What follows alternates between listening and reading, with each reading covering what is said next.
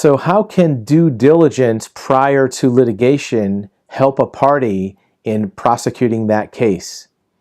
This is Dave at Active Intel Investigations. We're called in quite frequently to look at parties to a lawsuit or a civil matter to see how intel from that investigation might help the client prosecute that case. Of course, assets is the first thing that a client will look at to see if the other side has assets at the time, either to prosecute the case or potentially for a judgment, but also looking at who the other parties of that case really are. Are there partners in the corporation? Are there witnesses that might come up in that case? Even things like how the counterparty attorney might be in the habit of running cases.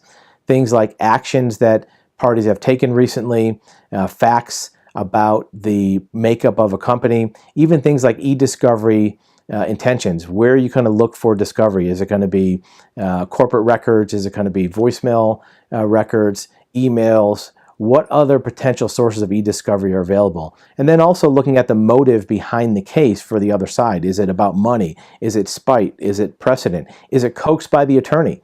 Maybe the client might not be as keen on running that case as the attorney.